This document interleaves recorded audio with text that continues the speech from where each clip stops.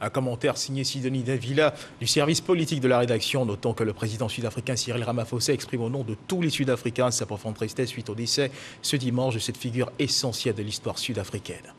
Nous sommes en plein dans la période des fêtes et en ces moments de grande réjouissance, l'on note des flux massifs de population d'une destination à une autre. Il faut également redoubler de vigilance sur nos routes car le constat est amer. Les accidents de la route ont repris du service et ils sont de plus en plus fréquents. Cette semaine n'a d'ailleurs pas été épargnée la vidéoverbalisation, solution trouvée pour tenter de faire face à l'incivisme sur nos routes. Sécurité routière, tout savoir de la vidéoverbalisation.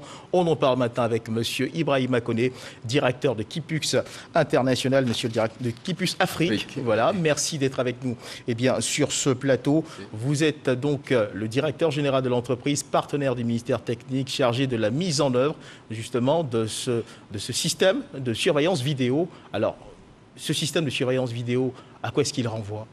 Alors Herman, nous sommes au lendemain de la Noël, donc permettez que je puisse présenter mes vœux de santé, de prospérité, souhaiter joyeux Noël à tous ceux qui nous écoutent et profiter par la même occasion pour remercier Monsieur le ministre des Transports qui a bien voulu autoriser que nous soyons sur ce plateau et Monsieur le directeur général de la RTI.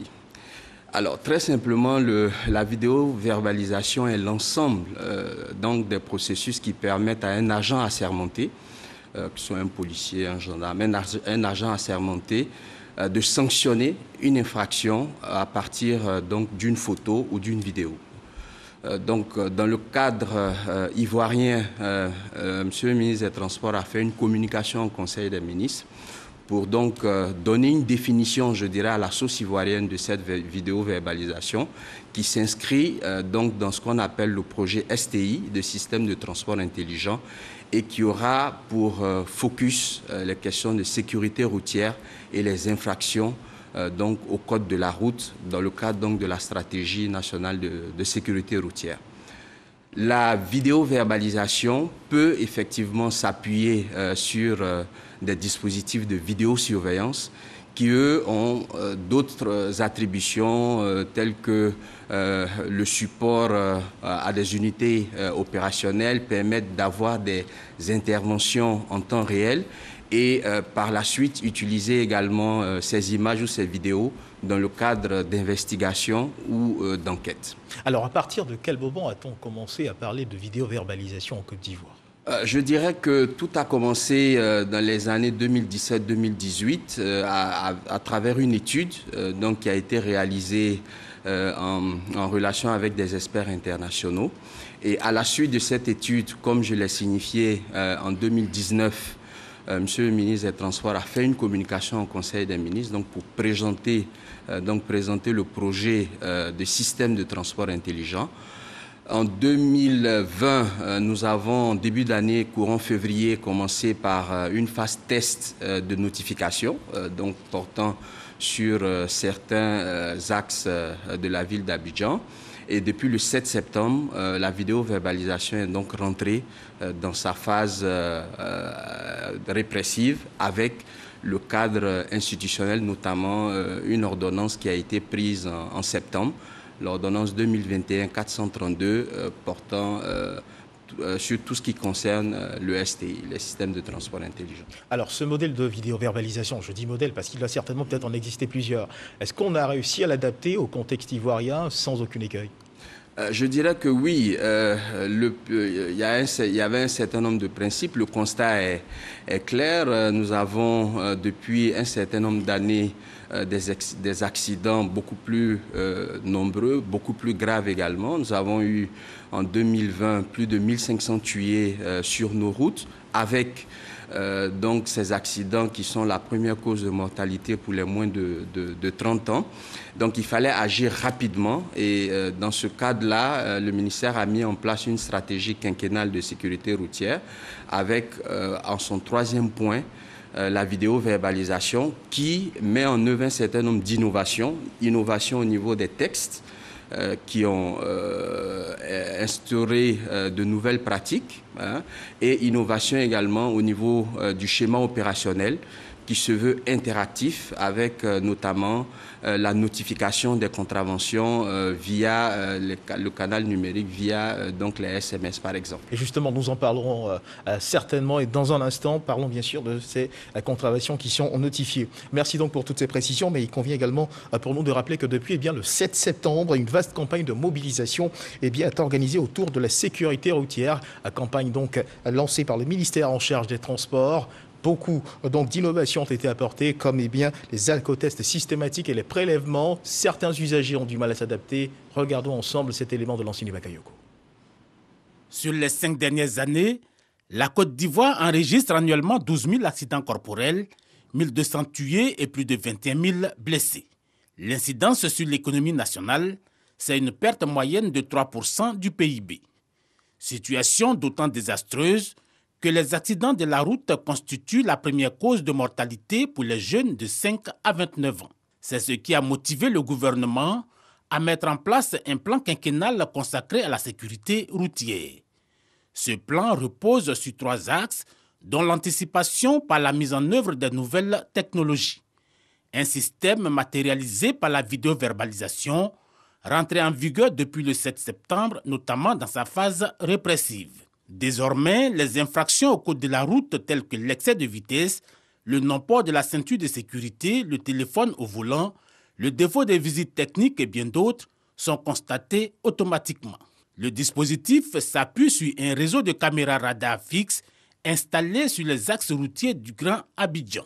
Ces caméras radar fixes et embarquées flashent les plaques d'immatriculation des véhicules auteurs d'infractions et notifie le coût de l'amende ainsi que les preuves de l'infraction au propriétaire par SMS, mail ou courrier physique. Ce dispositif est complété par des unités mobiles qui s'apprêtent à se déployer dans les zones déclarées accidentogènes non couvertes par les caméras de la vidéoverbalisation. Ces unités mobiles ont pouvoir d'immobiliser les véhicules en infraction. Alors, monsieur le directeur général de Kipux Afrique, on vient de le voir avec ce système, c'est un nouveau regard sur le comportement que doivent donc justement adopter les usagers de la route. Votre commentaire sur cet élément réalisé par notre confrère? La vidéoverbalisation est une réalité. Aujourd'hui, je pense que les populations commencent à se l'approprier progressivement. L'objectif, c'est d'arriver à impacter le comportement de nos concitoyens sur nos routes. Mais également de mettre en place un système qui se veut transparent, qui se veut efficace, qui se veut également interactif. Vous avez évoqué les nouveaux canaux de notification, notamment le SMS, le mailing pour les entreprises et surtout qui s'inscrit dans le cadre également de la lutte contre la corruption. Donc les nouveaux moyens de paiement électronique via le mobile money pour éviter effectivement que sur la route il y ait des échanges de... Alors justement, comment est-ce que ce système fonctionne concrètement? Expliquez-nous. Très simplement, vous avez des caméras radars qui sont dotées d'algorithmes d'intelligence artificielle qui donc sont paramétrés pour détecter un certain nombre d'incidents sur la route. Donc vous avez des incidents qui partent de l'excès de vitesse, le non-port de ceinture, le passage, le non-respect du feu tricolore, qui sont des incidents codifiés au niveau de ces équipements. Donc ces équipements flash, donc prennent des photos en continu. Et lorsque une des photos ou une des vidéos correspond donc à cette codification, donc ça génère automatiquement une capture de la plaque, de la photo de la plaque qui est lue avec l'immatriculation donc qui est remontée. Cette information est envoyée au niveau d'un centre de gestion intégré de la mobilité où vous avez des agents de police assermentés, notamment ceux de la police spéciale de la sécurité routière, qui vont donc verbaliser cette infraction. Et tout cela se fait en quelques fractions de secondes? Aujourd'hui, les délais, lorsque on est dans les conditions optimales, dans 5-10 minutes, l'infraction est constatée, remontée, et arrive le deuxième volet de la notification, donc qui relève de l'information que nous avons au niveau de la base de données et surtout des dispositions réglementaires qui nous demandent de notifier cette infraction dans un délai maximal de 15 jours. Et quand on est verbalisé, où est-ce qu'on paye sa contravention? Vous avez, comme je l'ai dit, le premier mode que nous privilégions, qui est le mode électronique, donc à travers les différents outils de mobile money.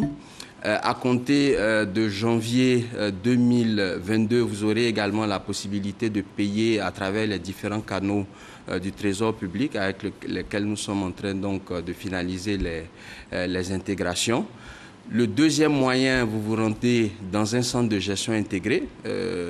Vous en avez une trentaine sur le territoire national. À Abidjan, vous avez 7 centres de gestion intégrés, donc où vous avez la possibilité donc de payer à nos guichets. Et les notifications, elles viennent par SMS, n'est-ce pas?